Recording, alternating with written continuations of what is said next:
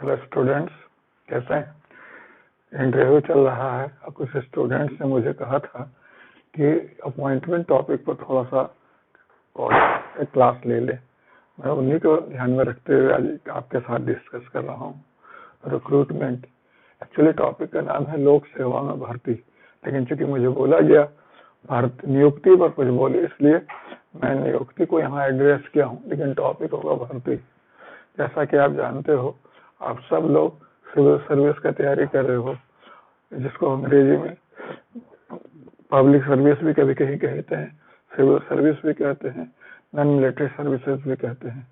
तो एक्चुअली होता क्या है कि स्टूडेंट जो इंटरव्यू में जा रहे हैं उनसे कुछ बेसिक क्वेश्चन पूछे गए हैं, जैसे सिलेक्शन अपॉइंटमेंट में क्या डिफरेंस है, इलेक्शन सिलेक्शन में क्या फर्क है।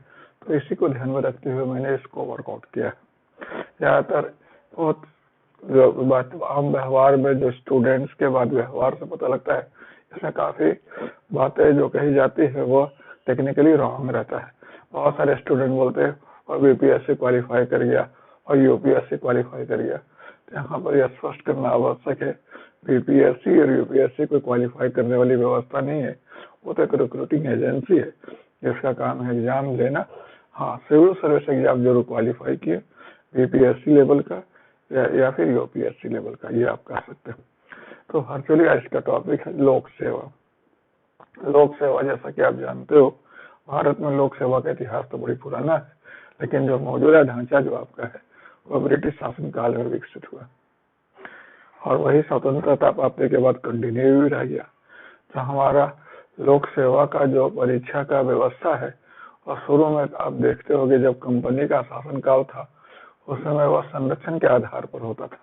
संरक्षण का मतलब होता था इंग्लैंड और इंग्लैंड के जो सम्रांत परिवार के जो युवा होते थे, Cambridge university, Oxford university, London university वगैरह के, वहाँ के डबलिन के स्टूडेंट्स जो बहुत अच्छे परिवार के होते थे, उन्हें लोक सेवा में डायरेक्ट ले लिया जाता था। उस दौरान कालक्रम में योग्यता प्रणाली अपनाने की बात तेज होने लगा था। 1833 के जो चार्टर अधिनियम आया था, उसमें संरक्षण प्रणाली समाप्त करने और योग्यता प्रणाली अपनाने की बात कही गई थी, लेकिन कंपनी के जो डायरेक्टर्स थे उसके दबाव के कारण ये लागू नहीं हो पाया। 1853 में जो चार्टर अधिनियम आया था, उसके तहत खुली प्रतियोगी परीक्षा प्रणाली का व्यवस्था किया गया और मैकाले समिति का गठन किया गया। मैकाले समिति के अनुशंसा 1854 की बात है। 1855 में पहली दफा आप देखते हो कि भारत में मतलब भारत के लिए आईसीएस परीक्षा आयोजित लंदन में हुआ था। क्लियर है? There is no confusion. से भारतीयों को भी प्रवेश करने का, सम्मिलित होने का अवसर दिया गया था। हालांकि भारतीय काफी बाद में आए और देवेंद्रनाथ टैगोर पहले भारतीय बने जो आईसीएस बने। लॉर्ड मैकाले को आप जानते हो कि आईसीएस का जनक भी कहा जाता है। There is no confusion. तो मैकाले का जो परीक्षा पद्धति था और स्वतंत्रता प्राप्ति के बाद ही बहुत दिनों तक कंटिन्यू रह गया। फिर कालक्रम में छोटे मोटे परिवर्तन होते रहे, लेकिन 1976-78 में कोठारी समिति के अनुशंसा पर व्यापक परिवर्तन किया गया। फिर सतीश चंद्र कमेटी के अनुशंसा पर भी व्यापक बदलाव किया गया और फिर आप देखते हो खन्ना समिति, नेवेकर समिति इत्यादि के जो अनुशंसा था, उसी पर वर्तमान मौजूदा पद्धति स्थापित है, जिसमें जो भर्ती की प्रक्रिया है वह 12 चरणों में गुजरता है। तो यहाँ मैं वो पॉइंट आउट करने की कोशिश किया हूँ। मैं आपको बतला दूं, कार्मिक प्रशासन में भर्ती सबसे महत्वपूर्ण प्रक्रिया है। ग्लेन स्टाल इसको कार्मिक प्रशासन का हृदय कहते हैं। उनका मानना है कि जब तक भर्ती के लिए एक उपयोगी पद्धति अपना नहीं लिया जाता है, एक बेहतर पद्धति अपना नहीं लिया जाता, तब तक आले दर्जे के कर्मचारी की प्राप्ति की संभावना बहुत ही कम होती है। फिर आप देखते हो कि भर्ती को हम कार्मिक प्रशासन में प्रापण कार्य के तहत रखते हैं। प्रापण कार्य को अंग्रेजी में प्रोक्योरमेंट फंक्शन कहते हैं, जिसका मकसद होता है श्रेष्ठ उम्मीदवार को प्राप्त करना, रिक्त पदों के लिए श्रेष्ठ उम्मीदवार को प्राप्त करना। प्रापण मतलब प्रोक्योरमेंट, ये कार्मिक प्रशासन का महत्वपूर्ण, सर्वाधिक महत्वपूर्ण कार्य कर सकते हैं। तो कार्मिक प्रशासन में भर्ती जो है वह प्रापण कार्य में होता है। और भर्ती का समान अर्थ होता है रिक्त पदों को भरा जाना। जैसा कि अभी हमने तुरंत बताया कि भर्ती, चयन, नियुक्ति वगैरह सब एक जैसा प्रयुक्त होता है, लेकिन सब में फर्क होता है। भर्ती एक व्यापक प्रक्रिया है जिसमें चयन और नियुक्ति महत्वपूर्ण चरण हुए। फिर नो कंफ्यूजन। एक क्वेश्चन बड़ा दिलचस्प है, आप किस चीज का तैयारी कर रहे हो? आप सिविल सर्विस का तैयारी कर रहे हो और आपका जो एग्जाम लेने वाला एजेंसी है उसका नाम है यूपीएससी या बीपीएससी। यहाँ क्वेश्चन ये उठता है कि आप यूपीएससी, आप सिविल सर्विस एग्जाम दे रहे हो और एजेंसी का नाम यूपीएससी है, इसका नाम यूनियन सिविल सर्विस कमीशन क्यों नहीं है, या बिहार सिविल सर्विस कमीशन क्यों नहीं है? इसे बिहार पब्लिक सर्विस कमीशन क्यों कहते हैं? फिर सिविल सर्विस और पब्लिक सर्विस में क्या डिफरेंस हुआ? बड़ा इंटरेस्टिंग हुआ कि नहीं हुआ? तो यहाँ देख सकते हो आप कि लोग प्रशासन के अंतर्गत जितने भी कर्मचारी काम करते हैं, कार्मिक काम करते हैं, अधिकारी काम करते हैं, उनको आप पब्लिक सर्विस का पब्लिक सर्वेंट कर सकते हो। पिछले दिनों सुप्रीम कोर्ट ने पब्लिक सर्विसेज का दायरा को बहुत बढ़ा दिया और इसमें न केवल सैनिक सेवा बल्कि सैनिक सेवा, न्यायिक सेवा, फिर कह सकते हो राजनीतिक पद इत्यादि सबको शामिल कर रखा है। तो पब्लिक सर्विस, यहाँ पर वर्चुअली पब्लिक सर्विस का मतलब ये होता है कि यूपीएससी जो है 2 एग्जाम तो प्राइमरीली ऑर्गेनाइज करती है। जैसे पहला एग्जाम ये ऑर्गेनाइज करती है, इसका नाम है सिविल सर्विस परीक्षा, और दूसरा है कंबाइंड डिफेंस सर्विस परीक्षा। समझ रहे? तो 2 परीक्षा मिलिट्री के लिए अलग से एग्जाम देती है। उसी प्रकार आप देखते हुए बिहार में भी जुडिशियल सर्विस का भी एग्जाम होता है, फिर आप कह सकते हो लेक्चरर के लिए भी होता है, फिर आप देखते हो सिविल सर्विस के एग्जाम भी होते हैं। तो इस हिसाब से ये सिविल सर्विस से ज्यादा दायरे में ये भर्ती प्रक्रिया को संपन्न करता है, इसलिए इसका नाम पब्लिक सर्विस कमीशन है, यानी यूपीएससी और बीपीएससी। क्योंकि इसमें केवल सिविल सर्विस एग्जाम नहीं होता है बल्कि जुडिशियल सर्विस और मिलिट्री सर्विस का भी एग्जाम होता है, डिफेंस सर्विस का भी एग्जाम होता है, इसलिए इसका नाम यूपीएससी रखा गया है। There is confusion. फिर आप जैसे देखते हो कि भर्ती एक व्यापक प्रक्रिया है। समान अर्थ भर्ती का अर्थ क्या होता है? रिक्त पदों को भरा जाना। लेकिन भर्ती का मतलब केवल रिक्त पदों को भरा जाना नहीं है, बल्कि रिक्त पदों के लिए योग्य उम्मीदवारों को आकर्षित करना और उन्हें प्राप्त करना होता है। भर्ती एक व्यापक प्रक्रिया है जो कई चरणों से होकर गुजरता है। यहाँ हम लोग देखते हैं सबसे पहला चरण होता है कि जब कभी भर्ती नहीं, जैसे भी 66वां बीपीएससी का मेंस होने वाला है, 64वां बीपीएससी का इंटरव्यू चल रहा है, 65वां का इंटरव्यू रिटन हो चुका है मेंस परीक्षा। तो अब देखते हैं जैसे 67वां का निकलना होगा, तो 67वां का निकलना होगा तो अभी से बीपीएससी जो है सभी बिहार के प्रशासनिक मंत्रालय और विभागों से पद रिक्ति के बारे में पता लगाना शुरू कर दिया होगा। सभी विभागों को इतला करके प्रश्न पत्र भेज के जानना चाहा होगा कि आगामी जो 67 वैकेंसी निकालना जा रहे हैं उसमें उनके विभाग की ओर से कितनी रिक्तियां हैं। तो इसी को कहते हैं पद रिक्ति का निर्धारण, जो तो सबसे इम्पोर्टेंट चीज होता है। इसमें क्या होता है? बीपीएससी द्वारा विभिन्न विभाग और मंत्रालय से संपर्क साधा जाना और पद रिक्ति का निर्धारण करना। Clear? There is no confusion. अब पद रिक्ति का निर्धारण हो गया तो उसके बाद क्या आ गया? योग्यता का निर्धारण। योग्यता का निर्धारण का मतलब क्या होता है कि जैसे यहाँ पर शैक्षणिक योग्यता हो सकता है, शारीरिक योग्यता हो सकता है, और फिर तकनीकी अनुभव वगैरह भी इसमें शामिल हम लोग कर सकते हैं जैसे जरूरत रहा उस हिसाब से। जैसे कि आप देखते हैं योग्यता में हम लोग वर्चुअली योग्यता प्रणाली के बारे में थोड़ा इस तरह से देखा जाए कि योग्यता प्रणाली के बारे में 1855 में 54 में आप बोल सकते हो कि मेकाले समिति के अनुशंसा पर योग्यता प्रणाली लागू हुआ। योग्यता प्रणाली के जनक इन्हीं कह सकते इस महीने में। 1855 में इंग्लैंड में योग्यता प्रणाली नॉर्थकॉट ट्रेवेलियन समिति के अनुशंसा पर लागू हुआ। 1883 में पेंडल्टन अधिनियम के अनुशंसा और अमेरिका में योग्यता प्रणाली लागू हुआ। ऐसे तो माना जाता है सेकंड बीसी चीन में सेकंड बीसी में मतलब 200 वर्ष पहले ही आप कह सकते योग्यता प्रणाली अपनाया जा चुका था। एक बार यूपीएससी में प्रीलिम में क्वेश्चन आया भी था। क्लियर? तो योग्यता प्रणाली, योग्यता का हम निर्धारण करते हैं क्या क्या योग्यता, जैसे कुछ पद है जिसमें 20 साल की योग्यता है, किसी पद है जिसमें 22 साल की योग्यता है, तो तकनीकी पदों में तकनीकी योग्यता की जरूरत होती है, फिर पुलिस के लिए शारीरिक योग्यता की जरूरत होती है। तो ये सब का निर्धारण किया जाता है। फिर उस हिसाब से फिर आवेदन प्रपत्र बनाया जाता है। आवेदन प्रपत्र को मतलब कहते हैं एप्लीकेशन फॉर्म, वो ज्यादा डिफिकल्ट नहीं होना चाहिए, नहीं तो फिर स्टूडेंट्स या कैंडिडेट को भरने में तकलीफ होती है। आप देखते हो जो बीपीएससी या यूपीएससी का जो एप्लीकेशन फॉर्म होता है इतना सहज और सरल रहता है कि कोई भी कैंडिडेट बहुत सरलता से उसे भर सकता है। खासतौर पर यूपीएससी का एप्लीकेशन फॉर्म तो बहुत ही सहज और सरल होता है। तो आवेदन प्रपत्र को सहज होना चाहिए, सरल होना चाहिए, पर्याप्त होना चाहिए। इसमें इतना व्यवस्था होनी चाहिए ताकि जो पद रिक्ति के संबंध में जो चीज की जानकारी की आवश्यकता है सब उससे सुनिश्चित हो सके। फिर क्या होता है, भर्ती की घोषणा और विज्ञापन दिया जाता है। तब बीपीएससी भर्ती की घोषणा करती है, विज्ञापन देती है। ऐसा भी आपने देखा होगा, बीपीएससी ने अपना कैलेंडर जारी किया और उस कैलेंडर के तहत बतलाया कि कब वो 67वां बीपीएससी का वैकेंसी निकालने जा रही है।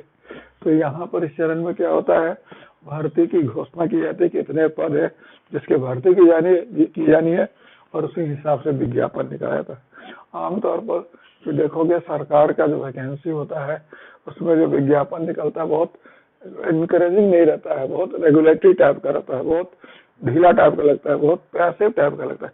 लेकिन चूंकि सिविल सर्विस का समाज में इतना प्रभाव और प्रतिष्ठा है कि चाहे विज्ञापन जैसा हो आकर्षण उतना ही होता है।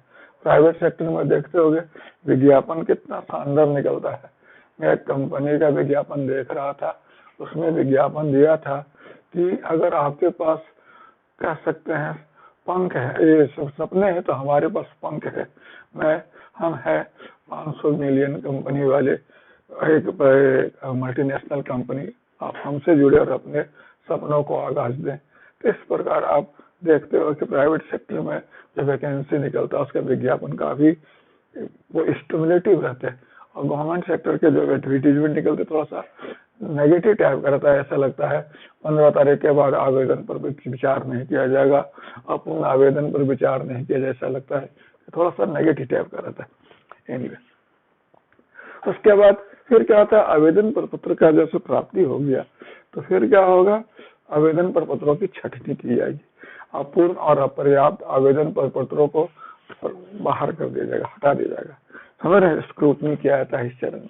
फिर योग्यता का निर्धारण करने के लिए परीक्षा का संचालन किया जाता है। इसमें तकनीकी योग्यता के लिए, शैक्षणिक योग्यता के लिए, शारीरिक योग्यता के लिए विभिन्न परीक्षाएं होती है, जो सब्जेक्टिव भी हो सकता है, ऑब्जेक्टिव भी हो सकता है, फिजिकल भी हो सकता है, रिटन भी हो सकता है, ओरल भी हो सकता है। तो ये परीक्षा का संचालन होता है। There is no confusion. उसके बाद परमानन, परमानन का मतलब सर्टिफिकेशन होता है। सर्टिफिकेशन मतलब परिणाम का प्रकाशन, रिजल्ट आउट हो गया। रिजल्ट आउट हो गया कि अब कौन कौन स्टूडेंट्स को सेलेक्ट किया गया है और किस पद के लिए लिया गया है। तो ये जो परमानन जो होता है ये बीपीएससी का अंतिम कार्य हुआ। यानी यहाँ बीपीएससी का कार्य शुरू हुआ था पद रिक्ति का निर्धारण, और परमानन पर आकर उसका काम खत्म हो गया। यानी बीपीएससी करती क्या है, जो स्टूडेंट क्वालिफाई किए हैं, जो कैंडिडेट क्वालिफाई किए हैं, उनका नाम, उनका रिजल्ट किसको सौंप देती है, सूची किसको सौंप देती है, सरकार को सौंप देती है। क्लियर है, देयर इज नो कन्फ्यूजन। अब होता है चयन। अब चयन में स्टूडेंट से भी या कैंडिडेट से भी चॉइस मांगा जाता है कि आप क्या क्या चॉइस देते हो। फिर दूसरा अवेलेबिलिटी ऑफ पोजीशन, कि पद का क्या वस्तु स्थिति है, ये भी देखा जाता है। समझ रहे। और तीसरा आपका उपलब्धि क्या, आपका अंक क्या है। तीनों के आधार पर आपको विभिन्न सेवाओं के लिए चुना जाता है। There is no confusion. तो तीन क्राइटेरिया कौन कौन हो गया। सबसे पहले तो मेरिट लिस्ट में आपका क्या मार्क्स है, दूसरा आपने क्या प्रेफरेंस दिया था, और तीसरा अवेलेबिलिटी ऑफ पोजीशन, पद खाली है या भर गया। फिर नेक्स्ट होता है नियुक्ति, जो बहुत इंपॉर्टेंट है। ये क्या होता है, इसमें नियोक्ताकर्ता यानी भारत सरकार आपको एक लेटर भेजती है, अपॉइंटमेंट लेटर, कि आपको इस पद के लिए चुना गया है। आप अपना अनुमति या अपनी सहमति एक निर्धारित समय के अंदर दे, इसको नियुक्ति कहते हैं। आपके घर नियुक्ति पत्र आता है। ये बहुत ही कह सकते हो महोत्सव जैसी स्थिति होती है। आपके प्रयासों को साकार होने का समय आता है, आपको नियुक्ति मिल गई। क्लियर। अब आप ज्वाइन कर लेते हो। अब आपको 2 साल के लिए या 2 साल के लिए प्रोबेशन में रखा जाएगा, इसको परिवीक्षण काल कहते हैं। ये आपको मौका देता है और सरकार को मौका देता है इस बार का सुनिश्चित करने के लिए कि आप अगर अपने आप को उपयुक्त पाते हैं तो कंटिन्यू करें, नहीं तो फिर आप छोड़ सकते हैं।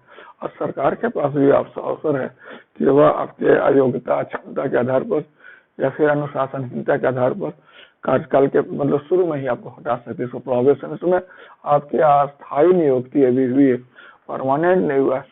इसमें आपको 2 साल प्रोबेशन में आपके बिहेवियर को चेक किया जाएगा, आपके परफॉर्मेंस को चेक किया जाएगा और ठीक रहा तभी आपके सेवा को क्या कर दिया जाएगा, कंफर्म कर दिया जाएगा। तो आप सत्यापित हो गए, प्रोबेशन आपका ठीक ठाक निकल गया तो कंफर्म हो गया। क्लियर है? उसके बाद फिर क्या होगा, पदस्थापन होगा। पदस्थापन में क्या होगा, आपको जिस पद के लिए चुना गया, जिस सेवा के लिए चुना गया, उस पद पर आपको भेजा जाएगा, वहाँ आपको पदस्थापित कर दिया जाएगा। जिस जगह से कोई डीएसपी के लिए गए, कोई एसपी के लिए, सीनियर डिप्टी कलेक्टर के लिए गए, कोई बिहार फाइनेंस सर्विस में गए, तो जिस पद के लिए चुने गए उस पद में उनको पदस्थापित किया जाता है। फिर अभिविन्यास, अभिविन्यास का अंग्रेजी होता है ओरिएंटेशन, जिसमें उनको ट्रेनिंग दिया जाता है कि जिस पद के लिए, जिस ऑर्गेनाइजेशन के लिए, जिस जॉब रिस्पॉन्सिबिलिटी के लिए उन्हें चुना गया है, उससे संबंधित जानकारी दिया जाता है कि वो जो पद दिया गया है उसका प्रभावी ढंग से संपन्न कर सके। इस प्रकार ये पूरा प्रक्रिया कितने चरणों में, 12 चरणों में हुआ। शुरुआत कहाँ से हुआ, पद रिक्ति का निर्धारण, दूसरा योग्यता का निर्धारण, तीसरा आवेदन पत्र और अंत में कहाँ खत्म हुआ, ट्रेनिंग, जिसको ऑन एंट्री ट्रेनिंग कर सकते हो। ऑन एंट्री ट्रेनिंग का मतलब क्या हुआ, प्रवेश के समय जो ट्रेनिंग दिया जाता है। इसका उद्देश्य क्या रहता है, आपको जो पद दिया जा रहा है उसके संबंध में एक्वेंट कराना, अवगत कराना, आपको उसके बारे में बेसिक नॉलेज देना ताकि आप काम को बेहतर ढंग से परफॉर्म कर सको। तो ये भर्ती का एक जनरल व्यवस्था है। भारत में आप जानते हो भर्ती का जिम्मेवारी यूपीएससी, बीपीएससी और निम्न स्तरीय सेवा के लिए कर्मचारी चयन आयोग को दिया गया है। जो यूपीएससी लेती है वह ग्रुप ए और ग्रुप बी का लेती है, बीपीएससी ग्रुप बी का लेती है और फिर कर्मचारी चयन आयोग ग्रुप सी का लेती है। इस प्रकार यह प्रक्रिया भर्ती का संपन्न होता है। तो पीएससी में जितने भी होते, बिहार पुलिस सर्विस हुआ, बिहार फाइनेंस सर्विस हुआ, बिहार प्रशासनिक सेवा, उसमें कुछ प्रीमियम सेवा है और बाकी सबका अलग अलग पे ग्रेड होता है और सब उसी हिसाब से वर्गीकृत होते हैं। ज्यादातर स्टूडेंट जो इंटरव्यू में जाते हैं, मैं अक्सर देखता हूं कि अपने चॉइस में बीपीएससी या बिहार प्रशासनिक सेवा या बिहार पुलिस सेवा देते हैं। और कई दफा इंटरव्यू बोर्ड में क्वेश्चन उनसे पूछा जाता है कि आप बीपीएससी को क्यों रखे हो, एडमिनिस्ट्रेटिव सर्विस को क्यों रखे हो, पुलिस सर्विस को क्यों रखे हो, तो आप अपने हिसाब से उसका आंसर देते हो। मैं आपको इसमें एक और भी सजेस्ट कर सकता हूँ कि आप जब आपसे कोई पूछता कि आप बिहार पुलिस सर्विस क्यों दिए या बिहार प्रशासनिक सेवा क्यों दिए, तो आप बता सकते हो कि इसके माध्यम से अखिल भारतीय सेवा यानी आईएएस और आईपीएस बनना आसान होता है दूसरे सेवा की तुलना में, इसलिए मैंने उसको प्रेफरेंस दिया। आप ऐसा कर सकते हो, एक अच्छा सा लॉजिकल आंसर हो सकता है। क्लियर है? ज्यादातर स्टूडेंट जैसा पूछा जाता है कि अच्छा बताइए चयन और नियुक्ति में फर्क क्या हुआ।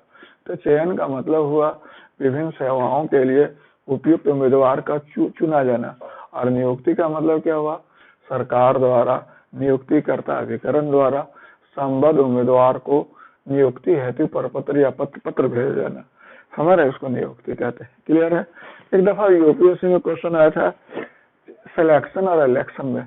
इलेक्शन और सिलेक्शन में क्या फर्क हुआ, तो इलेक्शन होता है जो आप निर्वाचन 5 साल पे लोकसभा विधानसभा वगैरह का दे करते हो, और जो बीपीएससी में सिलेक्शन होता है।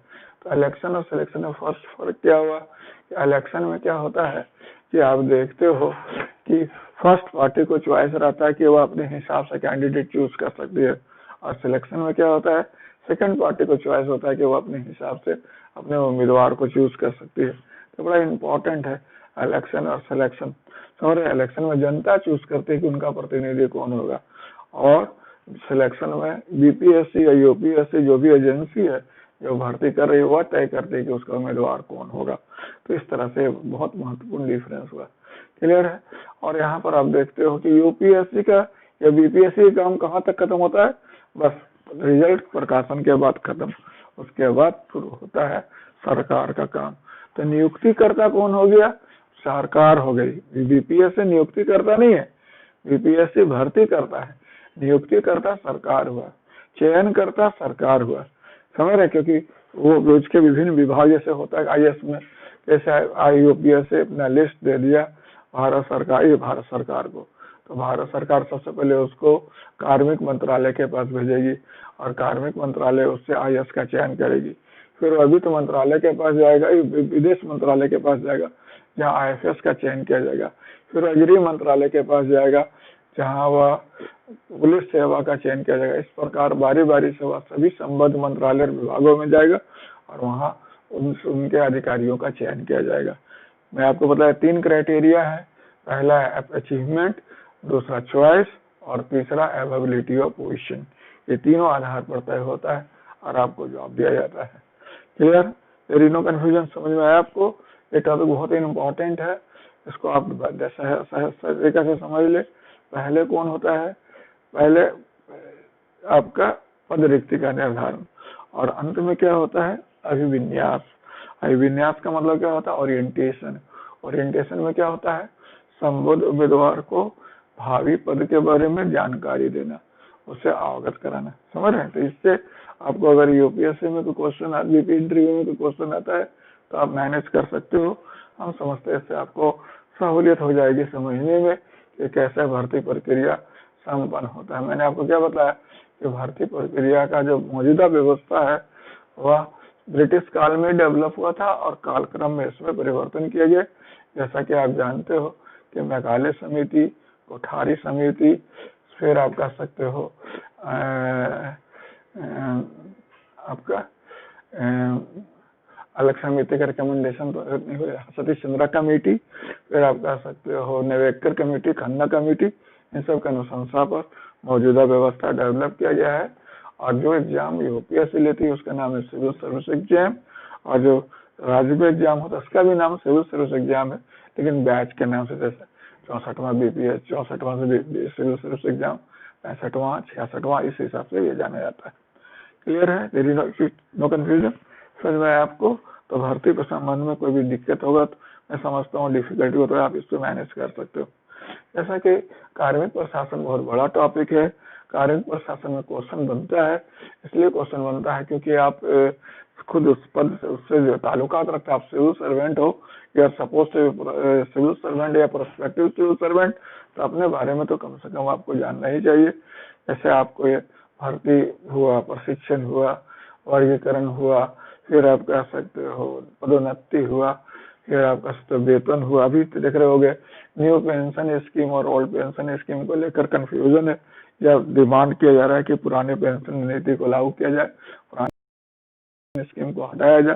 तो इसके बारे में भी आपसे पूछा जा सकता है कि पुराना पेंशन स्कीम और नया पेंशन स्कीम में क्या डिफरेंस है। फिर आपको ये भी पूछा जा सकता है कि सेवा रिटायरमेंट के समय कर्मचारी को क्या क्या बेनिफिट्स मिलते हैं। फिर आप भविष्य निधि, ग्रेच्युटी, ये के बारे में पूछा जा सकता है।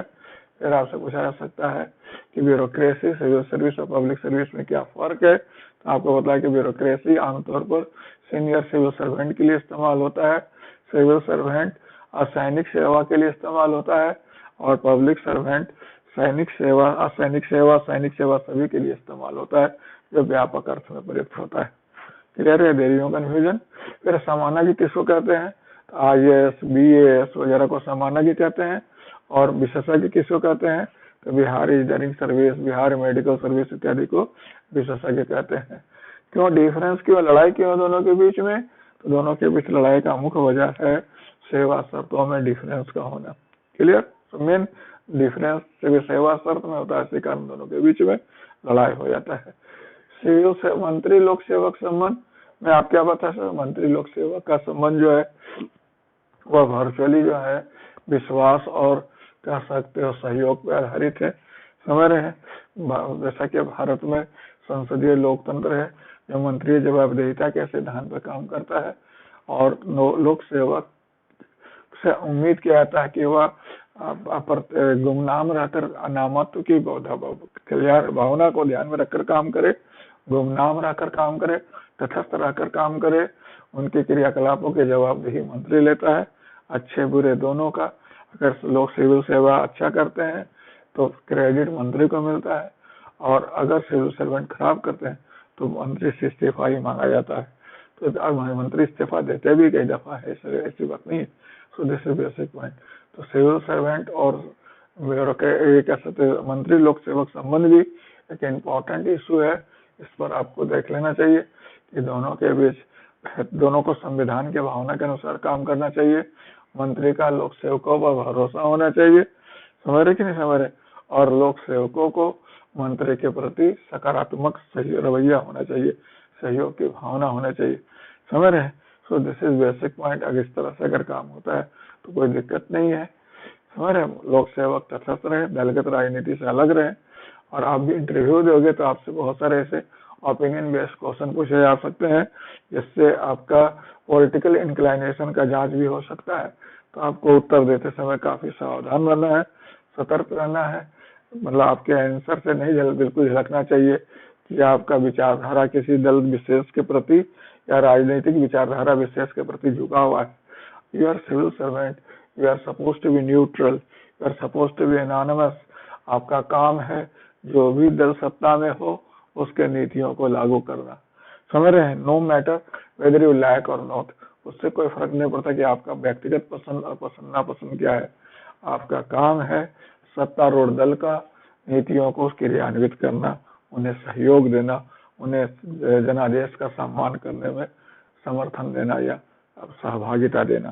So this is basic point, ये आपको ध्यान में रखना है, समझ रहे।